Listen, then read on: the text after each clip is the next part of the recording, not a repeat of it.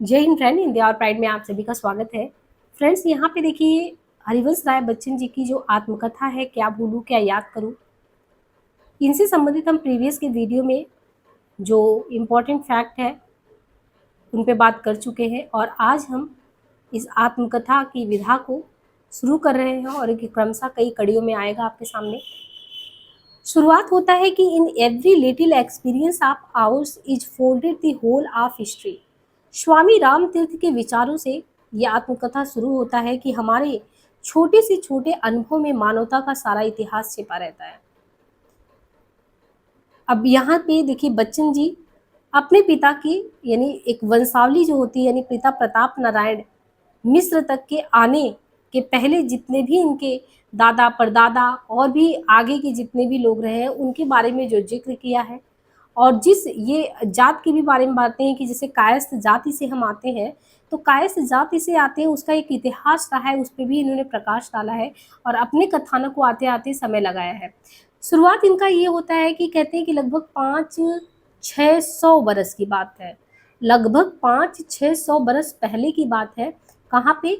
UP का जो है बस्ती जिला, और यूपी के बस्ती जिले का अमोढ़ा नामक गांव है और अमोढ़ा नामक गांव में कौन सी जाति रहती है?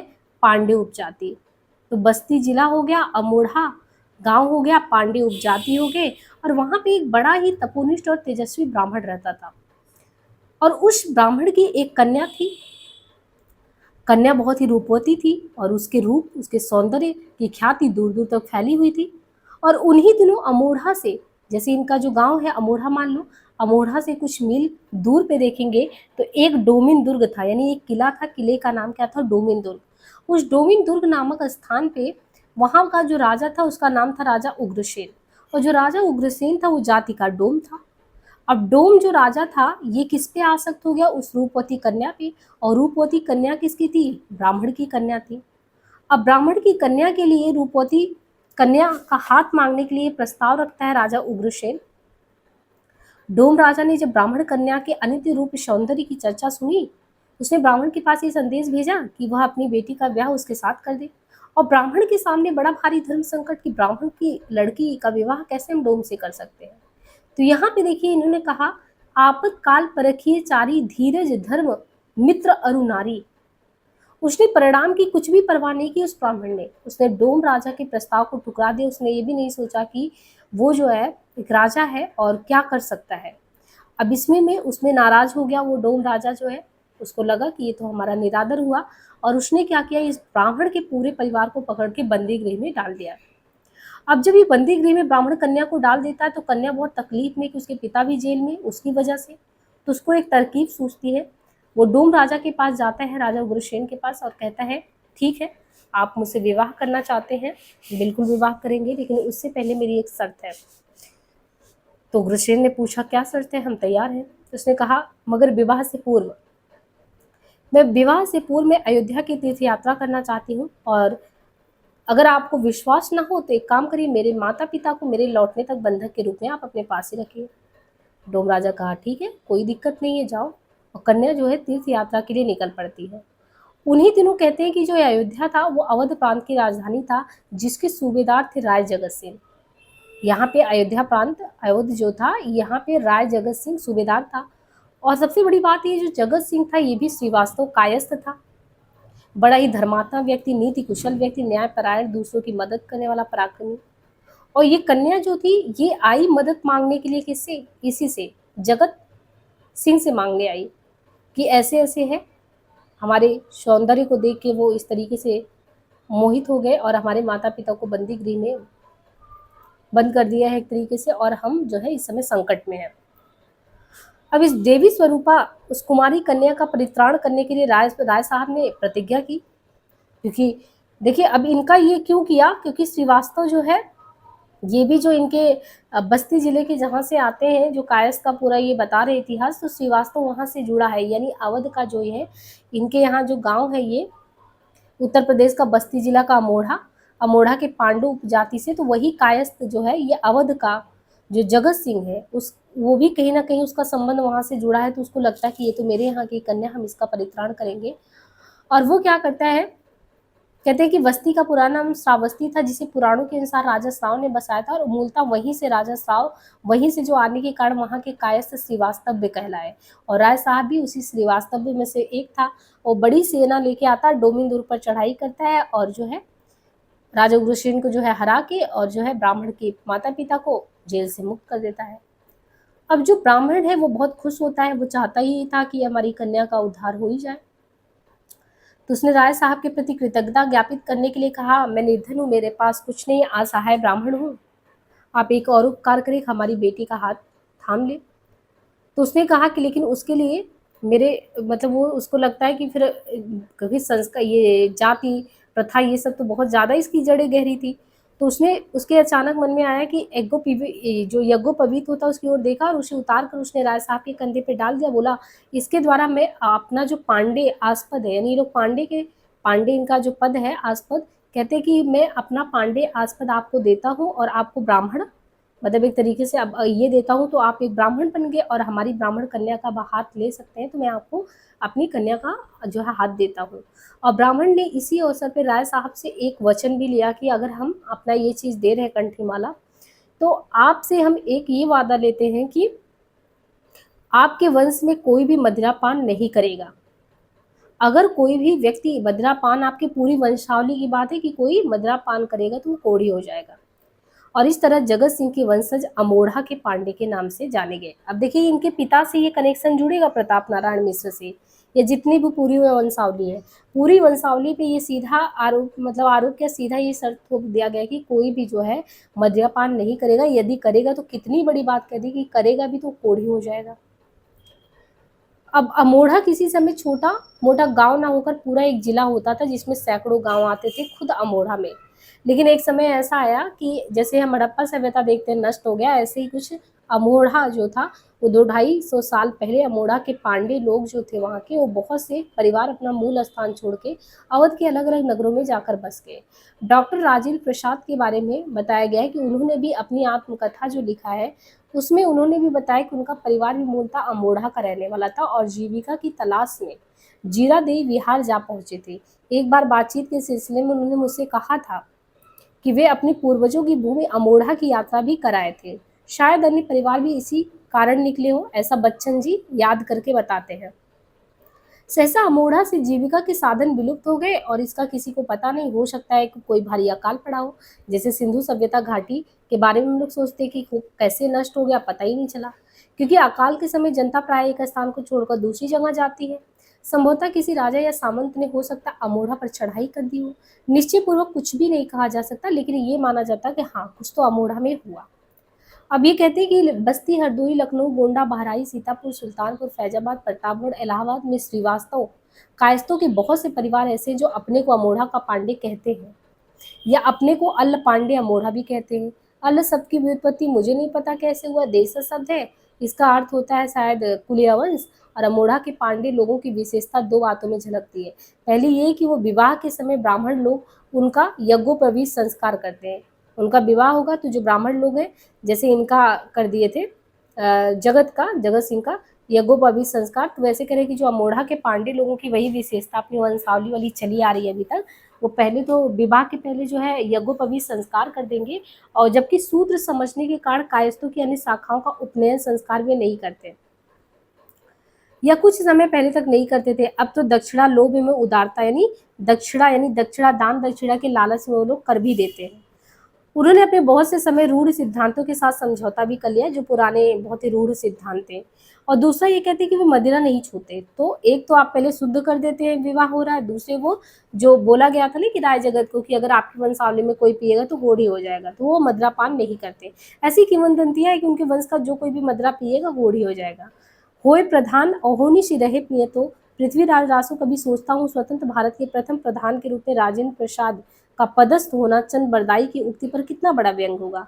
विवाह के समय यज्ञोपवीत धारण करने की प्रथा में निश्चय ही उस घटना की स्मृति जगाई जाती है जो जगत सिंह के साथ घटी थी और जिसके द्वारा उन्हें पांडे का आस्पद और ब्राह्मण कन्या पत्नी प्राप्त हुई थी। किन्हीं पुराणों के अनुसार मैंने ऐसा सुना है कि कायस्थों के आदि पुरुष यमराज के मंत्री और लेखाकार धर्मराज चित्रगुप्त का विवाह भी ब्रह्मा की कन्या के साथ हुआ था। और जिससे उन्हें 12 पुत्र रत्न प्राप्त हुए, श्रीवास्तव्य, माधुर, निगम, सक्सेना, और उसी में से कहते हैं कि कायस्थों की 12 उपजातियों के मूल पुरुष भी निकले थे। तो बड़ा लंबा चौड़ा इतिहास बता दिया इन्होंने। और फिर कहते हैं कि हिंदुओं की काव्य प्रियता ने अथवा प्रतीकों द्वारा तथ्यों की व्यक्त करने की उनकी प्रवृत्ति ने जहाँ इतिहास पर दंत कथाओं का मुलम्मा चढ़ाया, वहाँ दंत कथा को इतिहास समझने की भूल को भी प्रश्रय दिया। किन ऐतिहासिक तथ्यों को सामने रखकर और किन उद्देश्यों से हिंदू मनीषा ने चित्रगुप्त को ये कथा गढ़ी होगी, ये बता सकना कठिन है। कहते हैं कि मेरी एक कल्पना है, किसी भी व्यापक, विकसित और संगठित व्यवस्था में बहुत से तत्वों का हिसाब किताब रखने की जरूरत पड़ती है। किसी समय यह कार्य कायस्थ लोग करते रहे होंगे। हो सकता है कायस्थों की अपनी लिपि हो। तो कायस्थों की लिपि के बारे में बात करते हैं तो कायस्थों की अपनी लिपि के बारे में बताते हैं कि उनकी लिपि कैथी लिपि नाम से प्रसिद्ध है। संभवतः उनका वही स्थान हो जो आज की राज्य व्यवस्था में जिसे कलर का होता है, जिसे अभिनव शब्दावली में लिपिक कहा जाता हो। इस प्रत्याशा से कि वह तथ्यों के अंकन में पूरी ईमानदारी बरतते, किसी प्रकार की गड़बड़ी ना करें, उसका संबंध धर्मराज चित्रगुप्त से जोड़ दिए। जो प्रत्येक मनुष्य के पाप पुण्य का, कौन धर्मराज जो है वो क्या करता है, वो प्रत्येक मनुष्य के पाप पुण्य का ठीक ठाक लेखा जोखा रखता है। सब वर्णों के प्रति निष्पक्ष और सबके प्रति निरपेक्ष एकमात्र व्यवस्था के प्रति निष्ठावान रखने के लिए उसे किसी वर्ण में स्थान ना दिया गया हो। वह ब्राह्मण नहीं है, वह क्षत्रिय नहीं, वह वैश्य नहीं, वह शूद्र भी नहीं। गो ब्राह्मण उस शूद्रवत मानते हैं। वह ब्राह्मण के समान ब्रह्मा के मुख से नहीं निकला, न क्षत्रिय के समान बाहु से, न वैश्य के समान उदर से, और न शूद्र के समान चरण से। वह कायस्थ था, पूरी काया में था, और पूरी काया से काया के रूप में निकलने को था। कहते हैं कि मैं ये समझ नहीं पाता कि हिंदू मनीषा प्राय अपने खुले स्वभाव के लिए विख्यात उसे कहने में संकोच क्यों करते हैं कि किसी शासन के दो अंग होते हैं, एक सुरक्षा और विधि व्यवस्था। और जो कायस्थ रहे होंगे वो भी तो हिंदू शासन का विधि व्यवस्था संभाला ही होगा। इन लोगों ने भी सुरक्षा क्षत्रिय संभालते रहे होंगे, तो उन्होंने मुस्लिम शासन में भी ये कार्य किया होगा, क्योंकि बदले हुए शासन में भी ऐसा तो नहीं कि विधि व्यवस्था की जरूरत नहीं है।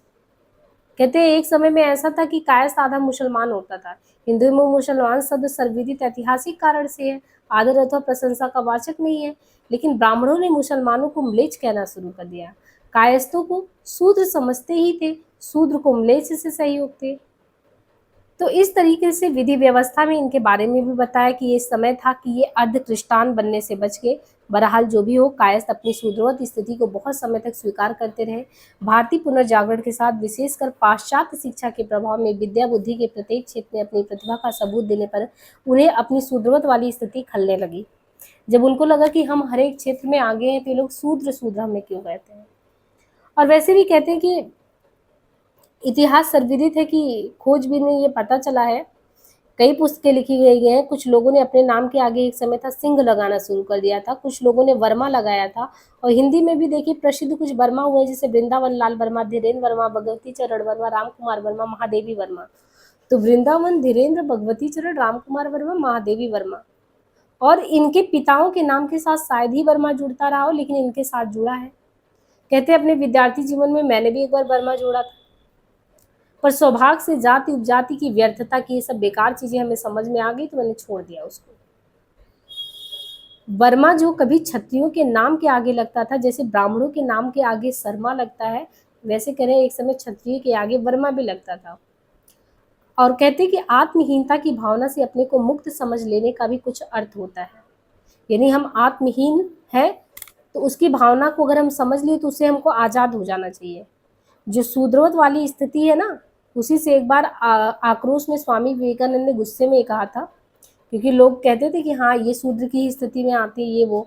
तो स्वामी विवेकानंद ने कहा था कि वे तो सन्यासी हो गए, उन्हें जाति पाति या जातिगत अभिमान के प्रति उदासीन रहना था, पर ना रह सके। वो भी बंगाली कायस्थ थे, ये बंगाली कायस्थ थे। और अमेरिका में जब वेदांत का प्रचार करने विवेकानंद जी गए थे तो उनकी ख्याति की प्रतिध्वनि बंगाल की खाड़ी से टकराने लगी। तो कभी आपने सुना होगा बंगाली ब्राह्मण के बारे में भी लोग कहते हैं कि तब ईर्ष्यावश बंगाली ब्राह्मणों ने बंगाल के पत्रों में लिखा कि अमेरिका जिसको सम्मान दे रहा है ना भारत में, तो उसे शूद्र समझा जाता है और उसे धर्म प्रचार करने और धर्म के विषय में बोलने का तो कोई अधिकार नहीं है। तो अमेरिका से जब लौट कर आते हैं, मद्रास में भाषण देते हैं विवेकानंद जी, तो कहते हैं कि मैंने समाज सुधारकों के मुख्य पत्र में पढ़ा था कि मैं शूद्र हूँ, और मुझसे पूछा गया कि शूद्र को सन्यासी होने का क्या अधिकार है। तो उस पर मेरा उत्तर यही है कि मैं उन महापुरुषों का वंशधर हूँ जिनके चरण कमलों पर प्रत्येक ब्राह्मण यमाय धर्मराजाय चित्रगुप्ताय वह नमा करता है, उच्चारण करते हुए पुष्पांजलि प्रदान करता है, और जिनके वंशज विशुद्ध क्षत्रिय हैं। यदि अपने पुराणों पर विश्वास हो तो इन समाज सुधारकों को जान लेना चाहिए कि मेरी जाति ने पुराने जमाने में अन्य सेवाओं के अलावा कई शताब्दियों तक आधे भारतवर्ष पर शासन किया था। यदि मेरी जाति की गणना छोड़ दी जाए तो भारत की वर्तमान सभ्यता का शेष रह क्या जाएगा। अकेले सिर्फ बंगाल में ही मेरी जाति में सबसे बड़े दार्शनिक हुए, सबसे बड़े कवि हुए, सबसे बड़े इतिहासज्ञ हुए, पुरातत्ववेत्ता हुए, सब तो हुए, और मेरी जाति पर प्रश्न चिन्ह उठाने वाले होते कौन है। विद्या, ज्ञान, चिंतन और बुद्धि कुशाग्रता में ब्राह्मणों ने कायस्थों में अपना प्रतिद्वंदी पाया। यानी ब्राह्मणों को लगा कि टक्कर में तो हमें कायस्थ ही टक्कर दे रहे हैं, तो कोई आश्चर्य की बात ना हो। कायस्थे नोद, ये कहते हैं कि कायस्थोन देर अस्थेन मातमसम ना भक्षितम ना तत्र करुणा हेतु हेतुस्त्रता अदंतता। कहने का मतलब ये कि कायस्थ इतना क्रूर होता है, कि ऐसा कहते हैं कि कायस्थ इतना क्रूर होता है कि आश्चर्य ही है कि जब वो पेट में था तब अपनी माता का मांस क्यों नहीं खा लिया। देखिए ये पूरे कायस्थ के बारे में जहाँ से ये संबंधित है, मतलब कि अपनी वंशावली के बारे में बताते हैं कि जो हम कायस्थ जाति के हैं, तो इसके पीछे देखिए कितने जो है मनगढ़ंत कहानियां हैं कि कायस्थ कौन लोग हैं। यहाँ तक इन पे ये आरोप लगता है कि कायस्थ ऐसे हैं कि जो अपनी माँ के पेट में है, तो ये ऐसे टाइप के लोग होते हैं, वो अपनी माँ का मांस क्यों नहीं खा लेते। ऐसा उसने किसी करुणा के कारण नहीं कहा, बल्कि उसके समय उसके दांत, तो लोग कहते हैं कि अरे ये इसलिए नहीं अपनी माँ का मतलब कि पेट खाया क्योंकि उसके दांत नहीं होते थे, वरना वो भी कर देता। कहते हैं कि ऐसे ही मैंने एक कविता कहीं पे पढ़ा था, गांधी जी की शहादत पर लिखा कविता था, नाथुराम ने महात्मा गांधी का वध कर दिया ऐसे करके। यह जितना ही मर्मांतक उतना ही सच्चा, संतम पापम जो बिना दांत का था बच्चा, करुणम ममता सी मूर्तमान माँ को कच्चा, देखते देखते सब दुनिया को गया चबा। तो मतलब कायस्थ को लेके बहुत ही अलग टाइप का धारणा था। कहते हैं एक श्लोक में मैंने और सुना था जिसमें कायस्थ शब्द के प्रत्येक अक्षर से उसके एक अवगुण का संकेत दिया जा रहा था, उनकी क्रूरता की बात की जा रही थी कि हौले हौले दौड़ के काटे का जाने पर पीरा, पर लहू के चाकन हरिकायत तो खटकीरा। तो कायस्थ को लेके बहुत ही समाज में अलग ही धारणा थी। विवेकानंद ने भी तो माना कि शासन तंत्र का अंग होने के कारण साधारण जनता के प्रति उनका व्यवहार निर्ममतापूर्ण अथवा क्रूर रहा होगा। उनके काम में घूस लेने के अवसर भी पर्याप्त होंगे, और इन पे ये भी मतलब ये आरोप लगाया जाता है कि ये ऐसे लोग थे कि घूस मतलब समझिए कि इनको कोई भी काम करवाना तो घूस देना पड़ता। कहे सुने से ठाकुर माने, ब्राह्मण माने खाए। तो ब्राह्मण किससे हैं और ठाकुर किससे हैं। और कहते हैं कि दिए लिए से कायत माने, अगर आप पैसा वैसा घूस वूस दे रहे, सूद मांगे लतिया है, तो ये भी इनको लेके मतलब बहुत ज़्यादा ये था कि ऐसे होते हैं कायस्थ। और कहते हैं कि ठहरो सरकारी लहरों का हिसाब गड़बड़ हो रहा है, और साहूकार से जब कुछ पुजवा लेते तो नौका भी तट पर लग जाती। तो और इसके अलावा भी और भी कहते हैं कि जय पे सिंह वाहिनी निभाहिनी न होती, कहूँ कायत कलंगी काके द्वार गति पावती। लगता है कायस्थ लोग कभी शाश्वत होंगे। मतलब ऐसा मानते हैं कि कायस्थ लोग ऐसा मानते हैं कि कभी हो सकता है शाक्त तो हो, क्योंकि ये दुर्गा के भक्त होते, हो सकता है मांस मदिरा के प्रेमी होने के कारण उन्होंने शाक्त संप्रदाय को अपने अनुकूल पाया और उसे चुपचाप अपना लिया। और बहुत से कायस्थ घरों में मांस मदिरा को देवी जी की प्रसाद की संज्ञा दी जाती है। मेरे एक तमिल भाषी मित्र ने बताया कि उनके यहाँ चावल को प्रसाद कहते हैं और जल को तीर्थ कहते हैं। भारतीय संस्कृति इस लंबे चौड़े देश में फैले विभिन्न रूपों को जोड़ने के लिए कैसी सूक्ष्म गांठें लगा देती है। पहले भोग लेना, लू तेरा फिर प्रसाद जग पाएगा। कायस्थ के कहते हैं कि वाक चातुर्य और बुद्धि कौशल के भी किस्से कहे जाते हैं। कहते हैं कि हमारा एक अध्यापक पंडित था, तो उससे जो है वो अध्यापक पंडित कहा करता था जो कायस्थ होते हैं उसकी मुंह खोपड़ी भी, उसका दिमाग भी बहुत बोलता है। उन्हीं से कह रहे थे कि मैंने सुना था कि किसी ने बड़ी आराधना की कि देवी प्रसन्न ना होकर एक वरदान देने को कहा है, और इधर माँ मेरी अंधी है और पत्नी जो है वो कोख से है। कोख सूनी, जो पत्नी की कोख है वो सूनी पड़ी है, घर में गरीबी है। तो उसने कहा फिर हम भगवान से मांगे क्या। तो उन्होंने कहा एक काम करो, तुम कायस्थ महोदय से पूछो, क्योंकि उनकी तो मुई खोपड़ी भी बोलती है। तो फिर वो कायस्थ महाशय के पास गए, तो कायस्थ ने उनको राय दिया, कहा कि आप ये मांगो कि मेरी माँ अपने पोते को राज सोने की कटोरी में दूध भात खाते देखे।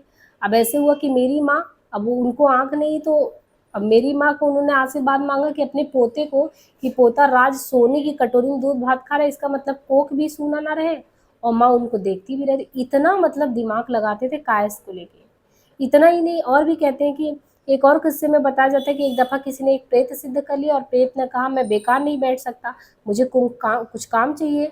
तो अब उस प्रेत को जो है कैसे परेशान किया जाए, क्योंकि वो सबको परेशान किया। तो फिर बोला गया कि तुम कायस के पास जाओ, वो तुमको राय देंगे। तो कायस ने उनको राय दिया कि तुम आंगन में एक लंबा सा बांस गाड़ दो, जब कोई काम ना होगा तो प्रेत से कहना चढ़ो उतरो चढ़ो उतरो। अब प्रेत ने एक ही दिन में ची बोल दी। तो बुद्धि से जो बलि होता है प्राय शरीर से दुर्बल होता है। ये भी कहा जाता है ना कि हो सकता है बुद्धि से जो बलि हो प्राय शरीर से दुर्बल हो। तभी कहते हैं कि 5 लाला से एक मूली नहीं कुड़ी, यानी शरीर से तो दुर्बल और बुद्धि से भले ही बहुत तेज हो। कायस कितना खतरनाक साबित हो सकता है ये भी बताते हैं कि लाल बहादुर शास्त्री जो भारत के प्रधानमंत्री चुने गए, तो एक बार टाइम्स मैगजीन ने उन पर क्या लिखा। उन पर लिखते हुए बताया कि अगर सांप और कायस एक साथ मिले तो पहले कायस को मारो, कि कायत को कायत मारे को मारे करतार। दुनिया में किसी भी काम को सफलतापूर्वक करने के लिए इच्छा बल की बड़ी आवश्यकता होती है, और ब्राह्मण इच्छा बल का तो धनी माना जाता है। इच्छा कहते हैं कि इच्छा बल का ब्राह्मण धनी माना जाता है। तप बल विप्र सदा बरियारा। चाणक्य ने अपनी चोटी खोल दी तो नंद वंश का नाश करके ही उसमें गांठ लगाई। यहाँ भी कायस ने तो ब्राह्मण से हार नहीं माना।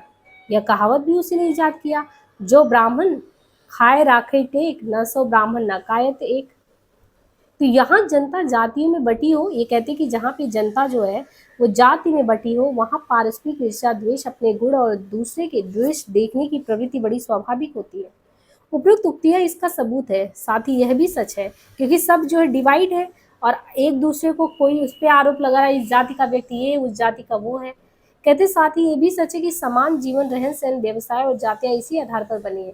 एक विशेष प्रकार के चरित्र का निर्माण कर सकता है। समाज विकास की जिस स्थिति में व्यक्ति ने अपनी विशिष्टता नहीं प्राप्त की है, उसमें जाति चरित्र व्यक्ति के ऊपर आरोपित कर देने में भारी भूल में नहीं हो सकता।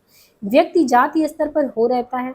जातिगत आलोचना प्रत्यालोचनाएं जहाँ पारस्परिक संघर्ष सिद्ध करती है, वहाँ पारस्परिक सहयोग भी सूचित करती है। चार दोस्त जिस प्रकार एक दूसरे के प्रति आलोचनात्मक दृष्टि रखते हुए एक दूसरे को सही और संतुलित मार्ग पर रख सकते हैं, उसी प्रकार जातियां भी कर सकती हैं और करती भी हैं।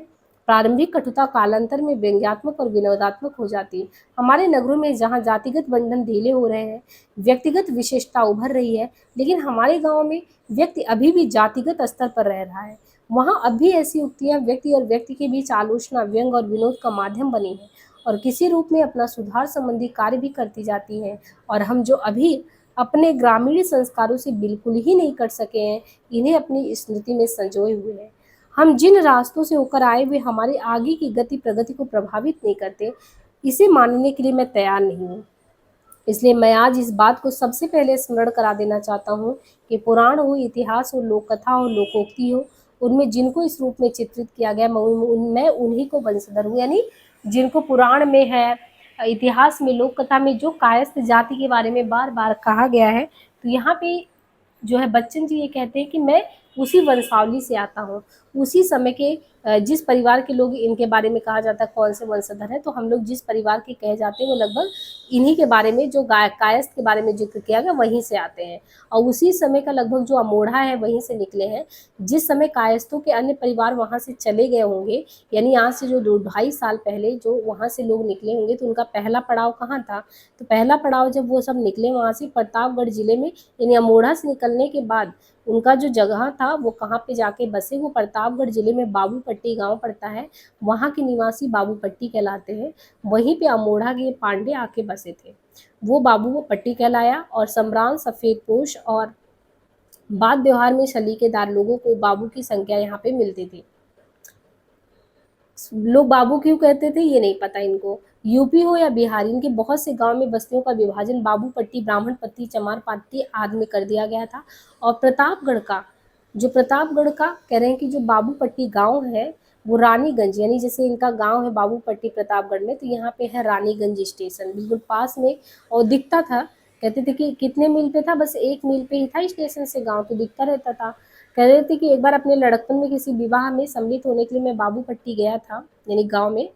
तो मतलब लड़कपन में बता रहे हैं कि गया था, और उस समय गांव की एक बूढ़ी माई थी, वो पुरखों की ड्योढ़ी पर मत्था टेकने के लिए मुझे लेवा गई कि तुम आए हो गांव में तो अपने पुरखों की ड्योढ़ी पर मत्था टेक लो।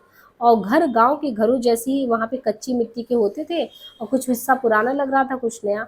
जो हिस्सा जब भी गिर जाता, कुछ नहीं पता कब गिर जाता।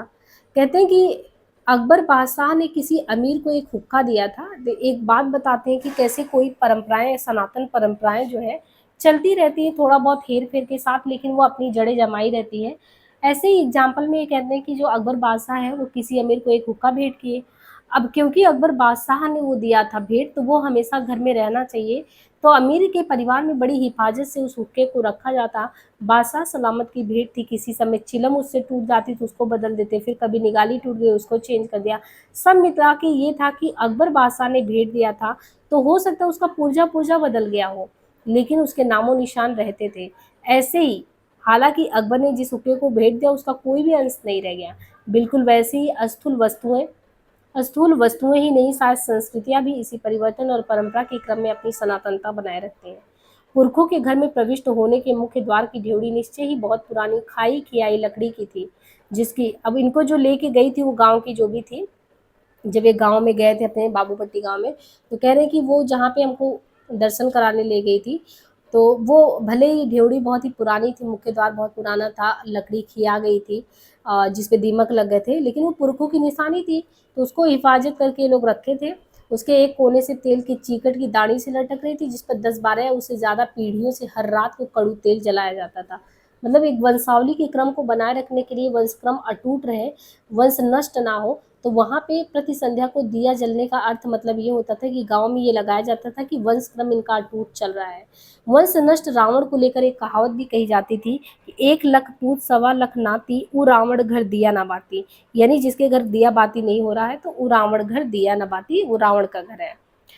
अब कहते हैं कि घर में परिवार के जो लोग थे उनसे मेरा कुछ नाता भी बताया गया था, कि पर उसकी श्रृंखला में इतनी कड़ियाँ थी, मतलब ये इतने ज़्यादा पुराने सारी वंशावली की चीज़ें थी, तो कह रहे हैं कि वो मुझे याद कर ना पाना बड़ा मुश्किल है। थोड़ा बहुत जो भी याद है वो थोड़ा बहुत मैं बता पा रहा हूँ, क्योंकि वो सब लड़कपन की बातें थी।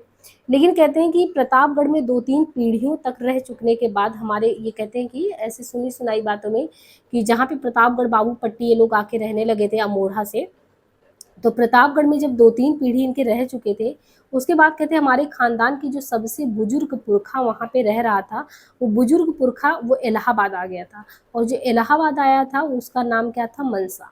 अब देखिए यही मनसा से इनकी पिता वाली पीढ़ी शुरू हो जाती है।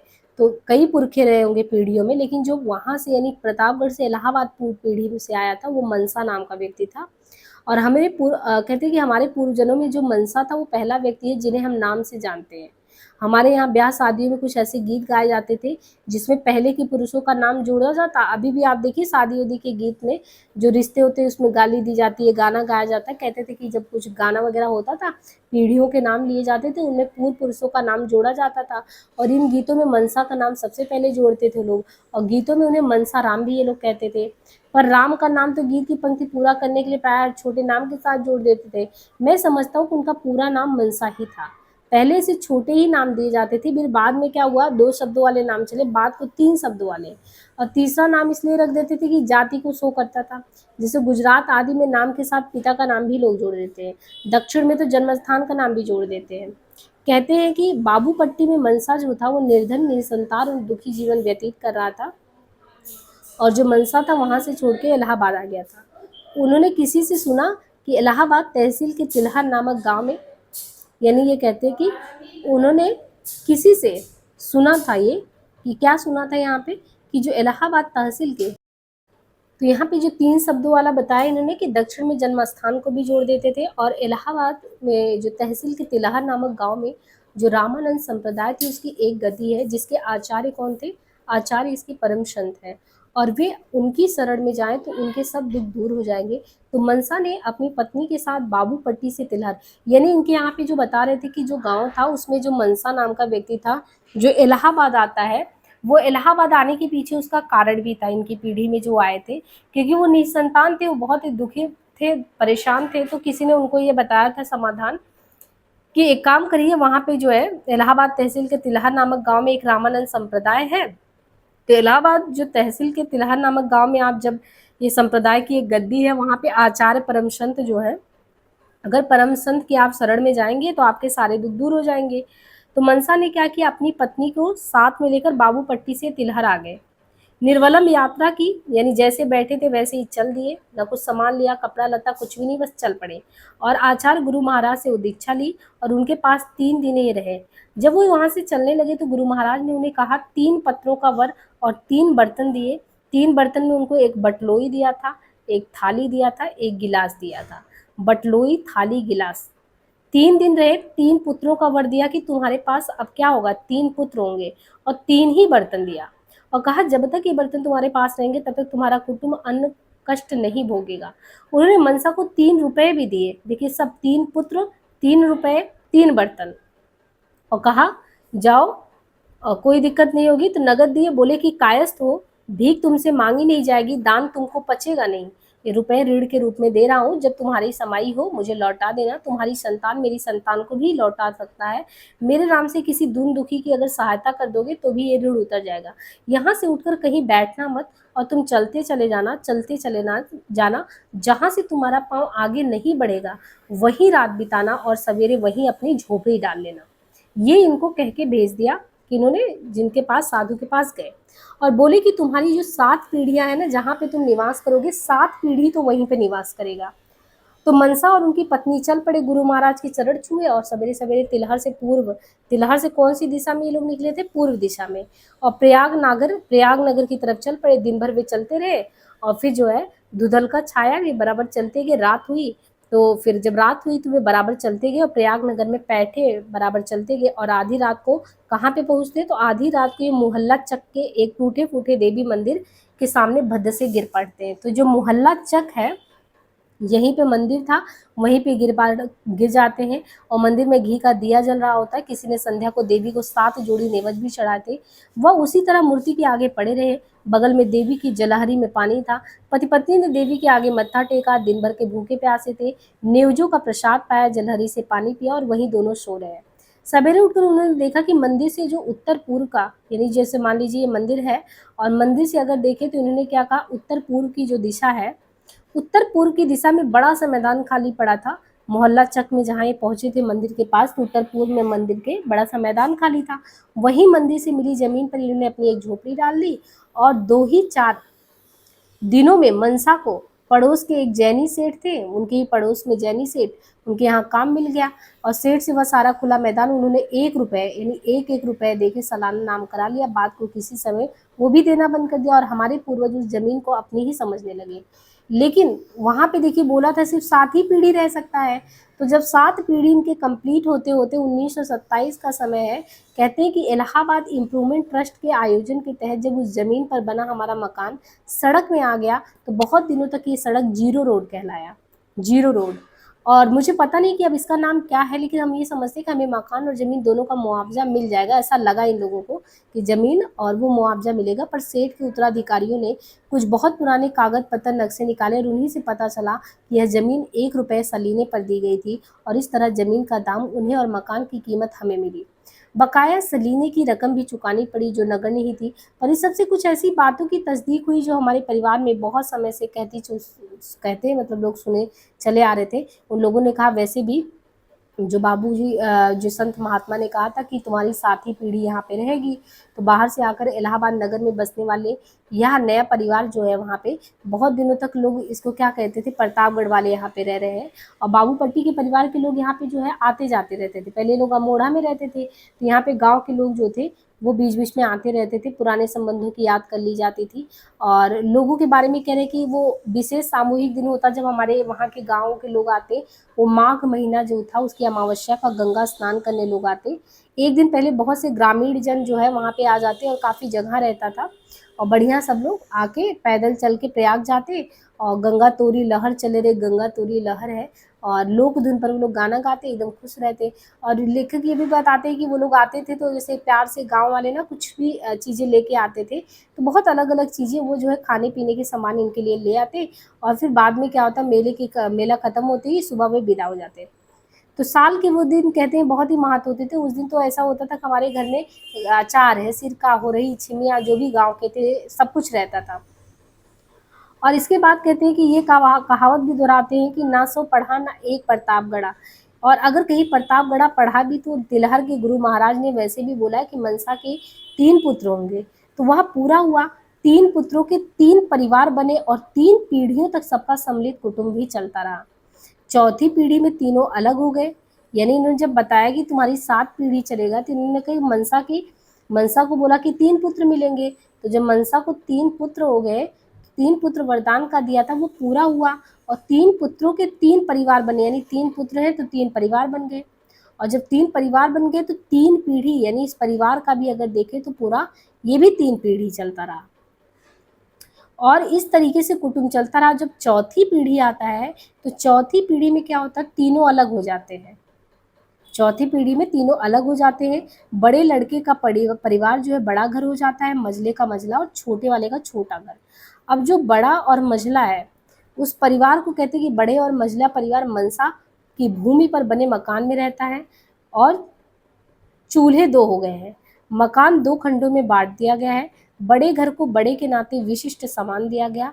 देवताओं की स्थापना जो बड़े घर में हुई, पूजा आदि वहीं पे होता था, प्रसाद आदि वहीं पे सब होता, विवाह भी होता। और मनसा जैनी सेठ के यहाँ काम करते थे, उनके बाद यह जगह उनके छोटे लड़के को मिल गया। छोटे लड़के जो है मनसा के बाद जो है छोटे लड़के काम करने लगे और इस तरह 3 पीढ़ियों तक पिता के बाद पुत्र को स्थान मिलता ही गया जैनी के यहाँ। और जैनी सेठ की कुछ भूमि जो थी वो इलाहाबाद से उत्तर गंगा पार सोराव तहसील में थी। तो चौथी पीढ़ी के उत्तराधिकारी को इस जमीन की देखरेख करने के लिए कारिंदा के रूप में वहाँ भेजा गया था और बाद को उसने वहीं चफरी नामक गांव में अपना घर बसा लिया। चफरी। गुरु महाराज के दिए हुए 3 बर्तन भी 3 परिवार में बांट दिए गए।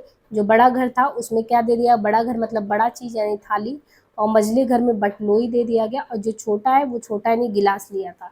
इन बर्तनों की चमत्कारी शक्ति के बारे में भी बता रहे हैं कि ये जो चीज़ें हमने सुनी थी ऐसा लगता था कि बिल्कुल चमत्कार है। जैसे भगवान भास्कर ने द्रौपदी को दिया था कि जब तक वो पात्र खाली ना हो जाए तब तक उसमें पके पदार्थ से कितने ही लोग तृप्त होते रहेंगे। ये कहते कुछ भी हमारे घर भी हो उस बर्तन से तो ऐसा लगता है कि उन्होंने जो कहा था बिल्कुल सही कहा था। अब ये बता रहे हैं कि इतना तो हुआ, अब मनसा की जो छठी पीढ़ी है इनके पिता वाली पीढ़ी शुरू होती है। तो मनसा का जो कौन सी पीढ़ी, छठा पीढ़ी, छठी पीढ़ी वाला, क्योंकि बोले थे ना 7वीं पीढ़ी वहाँ पे टिक पाएगी। तो मनसा की पिता वाली छठी पीढ़ी यानी मनसा की पिता वाली जो है, मनसा की छठी पीढ़ी जो इनके पिता वाली है वो पीढ़ी भी वहाँ पे टिकी थी अभी। तो मनसा की छठी पीढ़ी मेरे पिता, एक तरफ इनके पिता का पूरा चल रहा था, एक तरफ इनके खानदानी चाचा वगैरह का पीढ़ी चल रहा था। अब कह रहे थे कि बड़ा घर उस समय 4 भाइयों का परिवार था। तो बड़ा घर उस समय कितने भाइयों का, 4 भाई का परिवार था। सबसे छोटे गणेश थे जिनका नाम घर मोहल्ले वालों की जुबान पर सहेज में होता था। उसको गणेश जो कि सबसे छोटे थे तो गणेश को गणेशी गणेशी कहते थे और फिर हम बच्चे उनको गैसी कहते थे। और बाकी 3 भाई थे, जगन्नाथ भी थे, मुरली थे, मोहन। मोहन, मुरली, जगन्नाथ, गणेशी, 4 लोग थे। मुरली, मोहन, गणेश और जगन्नाथ। अब उनके जो 3 बड़े भैयों के नाम थे जगन, मुरली, मोहन। जगन्नाथ जो था इसके एक पुत्र और पत्नी, जगन्नाथ के एक पुत्र और पत्नी। और जो मुरलीधर थे, मुरलीधर के एक पुत्री थी, एक पत्नी छोड़कर अल्पायु में ही चली गई थी। और जो गणेश थे और जगन प्रसाद, तो गणेश ने जगन प्रसाद के और मोहनलाल ने मुरलीधर के अनाथ परिवार के भरण पोषण का भार अपने कंधों पे ले लिया। यानी आपस में भाई भाई ने वो कर लिया था। गणेश क्योंकि सबसे छोटे वाले थे तो गणेश ने किसका भार ले लिया था, जगन्नाथ के, है ना, जगन्नाथ के जो है भार ले लिया। तो वैसे भी हमने देखा 3 बड़े भाइयों में जगन्नाथ, मुरलीधर, मोहन और जगन्नाथ के एक पुत्र और पत्नी। तो जगन्नाथ का जो भार था उनके पुत्र और पत्नी का अपने कंधों पे लेने का काम गणेश ने कर लिया। उनकी वृद्धा माता ने, जिन्हें हम बचपन में बड़की कहा करते थे, इनकी जो माता थी जो जगन की, तो कहते उनकी वृद्धा माता, उनको हम बड़की कहते थे, अपने छोटे लड़के के साथ रहना पसंद किया कि हम छोटे लड़के के साथ रहेंगे। इस प्रकार परिवार का एक प्रकार से संतुलित विभाजन हो गया। रहने का घर एक ही था, चूल्हे 2 जलते। जिस समय जगन्नाथ और मुरलीधर की मृत्यु हो गई उस समय मोहनलाल और गणेश ही बचे। और मोहन और गणेश की तब पढ़ाई चल रही थी जगन्नाथ और मुरलीधर की मृत्यु तक। तो मोहनलाल पढ़ने में ज़्यादा होशियार थे, एफए में उन्हें प्रथम श्रेणी मिली थी। जब बड़े भैया की आकस्मिक मृत्यु हो गई तो जो है मोहनलाल जो है पढ़ाई वढ़ाई छोड़ दिए और उन पे घर पे जिम्मेदारी आ गई। तो वो इलाहाबाद यूनिवर्सिटी में एक कलर के तौर पे वहाँ पे मोहनलाल जो है वहाँ पे चल पड़े। और गणेशी जो थे बहुत ही महत्वाकांक्षी थे, विवाह उनका हुआ था नहीं, उनके खर्चे वर्चे थे नहीं, तो उन्होंने पढ़ाई अपना जारी रखने का निश्चय किया और घर खर्च चलाने के लिए वो 2 एक ट्यूशन कर लिए। मनुष्य प्राय अपनी जवानी में कई ऐसी भूलें कर जाता है जिससे उसकी ज़िंदगी का सारा नक्शा ही बदल जाता है। किसी सही कदम से ज़िंदगी अक्सर संवर भी जाती है, तो गणेश प्रसाद के बारे में ये उन्होंने कहा है लेखक ने कि एक जो गणेश प्रसाद है हमें कभी भी देखा देखी नहीं करना चाहिए। गणेश ने देखा देखी कहा, वो किसी से बहुत मोटिवेट हो गए गणित को लेके, और ये गणित ना उनके लिए बहुत बड़ा मतलब वो हो गया। एक बार ऐसा हुआ कि गणेश प्रसाद ने देखा कि ऑपरेशन कराने के लिए किसी को फोड़ा निकला था, वो आए थे और जो डॉक्टर थे मतलब ऐसे उन्होंने कर दिया बिना क्लोरोफॉर्म लिए। तो इनको बड़े आदर्श रूप में देख लिए। उनका नाम रमण रमण महर्षि था। उन्होंने कैंसर का ऑपरेशन भी बिना क्लोरोफॉर्म की कर दिया, तो इनको लगा अरे वाह क्या गर्व की बात है। अब इस तरीके से एफए पास करने के बाद बीए में उन्होंने कहा कि विषय के रूप में हम भी गणित लेने के, और जो गणित हो गया उनके गले की फांसी हो गई, जिसके चक्कर में बहुत दिनों तक वो पास नहीं हो पा रहे थे। और जो गणेश को मोहन बार बार व्यंग करते, उनके मोहन मतलब उनके भाई, वो क्रोध से कहते ससुरवा चला है डॉक्टर गणेश प्रसाद बनने, आश्रित प्राणियों के लिए रोटी कपड़ा जुटाने चला, अपने छत है ही नहीं। तो इस तरीके से बार बार उनको कहते थे। बहुत ही मेहनत मशक्कत के बाद वो बाद में पास भी हो जाते हैं।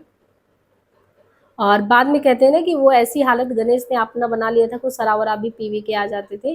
तो औरतें आशंका और विक्षोभ भरे स्वर में कहती कोढ़ी हुई चाहिए, क्योंकि अमोढ़ा के पांडे लोगों को श्राप दिया था ना वहाँ पे पहले। तो वही कहते थे। गंसी चाचा ने king Bush and the spider की कहानी व्यर्थ ही नहीं पड़ी थी। साल आ साल वो फेल होते गए थे, लेकिन फिर क्या हुआ, जो है कामयाब हो गए। गंसी पास हो गए, सब बड़े खुश थे। अब जो गणेश पास हुए ना, तो एक जग्गू थे, जो बड़की की बहन के लड़के जग्गू थे। उन्होंने कहा उनको तो बड़ा शौक है, अब भाई पास हो गए तो जिंदा दिल आदमी थे, सबको बढ़िया खूब खिलाए पिलाए, देवी देवता की पूजा हुई। और शीघ्र ही कायस्थ पाठशाला में फिर इनको क्या हुआ कि हाई स्कूल के टीचर हो गए। कौन? गणेश। यानी जो सबसे छोटे लड़के, इनके जो सबसे छोटे चाचा आप कह सकते हैं, किनके थे? बच्चन के। तो प्रताप नारायण के चचेरे भाई में जो गणेश जो सबसे छोटे थे, उनको फिर गणित के अध्यापक के तौर पर उनकी नौकरी भी लग गई, और जिस पर वे अपनी वृद्धावस्था तक काम करते रहे। गंसी चाचा को अच्छे कपड़े पहनने के शौक थे। खानदान में हैट और टाई मतलब बहुत ही बढ़िया, साइकिल की सवारी करना, फिट रहना, खाने पीने का शौक, तंदुरुस्ती का। बस वो पेट से लाचार थे, जहाँ कुछ जाति करते उनकी आगाही मिल जाती। बड़े ही आत्म केंद्रित व्यक्ति थे, मिलनसारी उनसे मतलब देखिए वो बहुत ही गणेश जो थे ना वो आत्म केंद्रित थे, मिलनसारी उनसे कोसों दूर रहते, बहुत मिलने जुलने में इन सब में विश्वास नहीं करते थे। और उनको गुस्सा भी आता ना, तो अंदर अंदर क्रोध पीकर उन्होंने अपना दिमाग खराब कर लिया था। कहते हैं कि मेरे छुटपन में ना घर की स्त्रियों लड़कियों के साथ बैठने, उनके साथ गाने, ढोलक मजीरा ये सब करने में मुझे बड़ा मज़ा आता था। तो ये बात जो गणेश चाचा हैं वो ये आप बिल्कुल देखते थे, उनको गुस्सा आ जाता अपने भतीजे पे, यानी इन पे। बच्चन कहते हैं कि वो मेरे को देख के गुस्सा आता था उनको, वो मुझे देख के, मतलब वो कहते हैं बच्चन की हमको देख के गुस्सा आती कि लड़की के बीच में रहता और मेहरा है। और फिर उनकी माँ कहती है अच्छा हमारे बेटे को मेहरा कहते हैं? तो कहती कि वे कहती जे हमरे बेटवा का मेहरा कही, वो खुद मेहरा हो, यानी सरस्वती जो थी वो अपने देवर को कहती, देवर यानी गणेश को, कि ये हमारे बेटे को मेहरा कहते हैं, जे मेहरा कही वो खुद ही मेहरा हुई। फिर इसी पे वो तंज भी कस देती थी।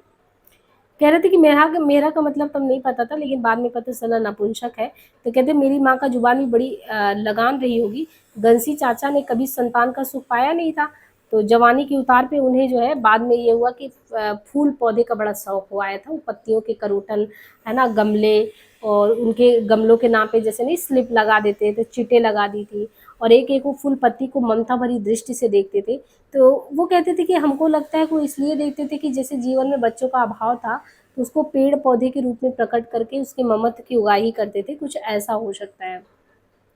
और फिर वो गणेश जो क्या नाम है, इनको बच्चन को डांटते थे, क्योंकि उनको लगता था कि हम इतने अच्छे से ये गमला और बगीचा सजा रखे थे, तोड़ फोड़ के फेंक ना दे।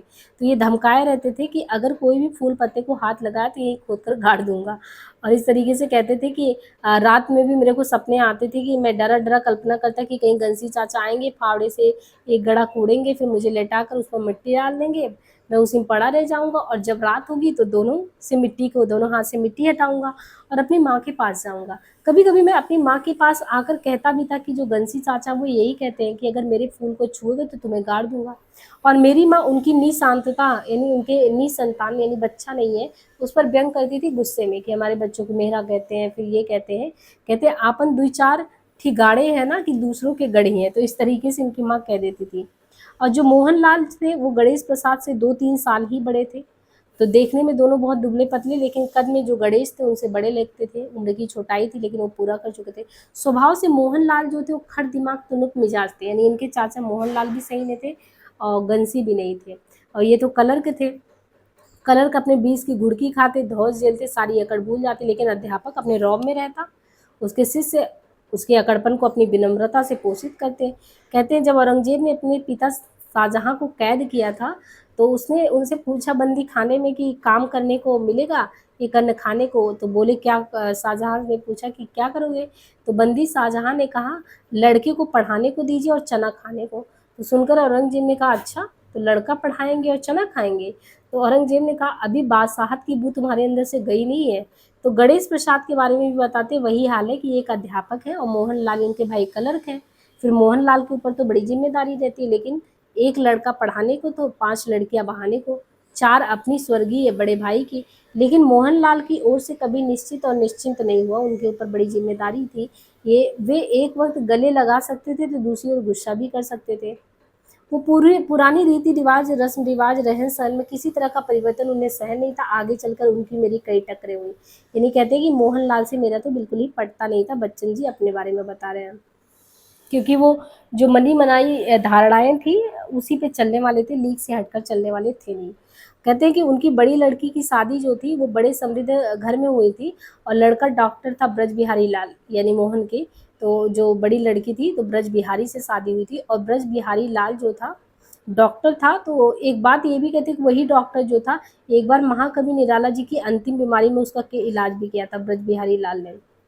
फोटो देने को, और कहते हैं कि जब इनकी शादी ये ब्रज बिहारी से हो रही थी, फिर फोटो तो मांग रहे थे, तो इनके पापा मोहनलाल जो बड़े पुराने ख्याल के हैं, तो ये देने को तैयार नहीं हुए। तो ये वही मस्त मौले जो जग्गू चाचा हैं, जिन्होंने खूब बढ़िया से गंसी के पास होने पे पूरा दावत रखा था, तो जग्गू ने चोरी छिपे तस्वीर वस्वीर खींच के उनको दे दी थी। और कहते हैं कि ब्रज बिहारी लाल इतने गोरे थे कि गोरों को भी मार देते थे। और लड़की यानी इनके यहाँ की जो थी, वो कहें जब बहू बन के गई तो बहुत सांवली थी। तो वो लोग बहुत निराश हुए, बोले इस बेसन की लला को ये गोबर की लली कैसे मिल गई। तो ये सारे प्रसंग जो है ये बताते हैं, बड़ा दिलचस्प प्रसंग है इनके घर का। तो कहते हैं जो हमारे वो उनके छोटे भाई गणेश प्रसाद हैं, उनसे उनकी कई बार अनबन हुई। एक बार भी बड़े घर से अलग होकर, अच्छा इनके जो मतलब 2 ही लोग तो बचे थे, एक मोहन थे, क्योंकि जगन्नाथ और जो जगन्नाथ के अलावा एक कौन थे, मोहन के अलावा और एक नाम था। वो दोनों भाई तो गुजर चुके थे, बस यही 2 ही बचे थे। तो मोहन और गणेश बचे थे। तो गणेश क्योंकि बढ़िया टीचर थे, पैसा वैसा खूब बचता था, तो ये लोग बढ़िया एकदम बढ़िया घर ये बनवाए गणेश। तो फिर वो जब बनवा लिए तो बोले कि गंसी गंसी बोले कि आके इनको मोहन को कि आके रहिए, लेकिन उन्होंने कहा कि नहीं हम नहीं रहेंगे। तो ये चीज़ इन्होंने कहा कि गंसी चाचा मना कर उन्हें फिर बड़े घर में फिर ले के आए, और सुबह उठकर वे गंगा नहाने चले जाते। गंगा नहाने गंसी चाचा भी जाते थे, पर किसी भक्ति भाव से नहीं। और फिर कहते थे कि तुलसी की पत्ती और मिर्च चबाकर भोजन के लिए बैठते, किसी और तरह की पूजा करते या मंदिर में जाते। मैंने मतलब गंसी के बारे में कि वो कभी पूजा नहीं करते थे, कभी कभी सत्यनारायण की कथा सुन लेते थे। कृष्ण जन्माष्टमी पर झांकी लगाने सजाने का बड़ा शौक था। उनकी माता ने मथुरा के गोसाइयों से दीक्षा ली थी गंसी के, जिनका मंदिर चक से लगे हुए महाजनी टोले में पड़ता था, जिसे हम बचपन में कृष्ण भगवान का मंदिर नहीं बल्कि बड़की का मंदिर कहते थे।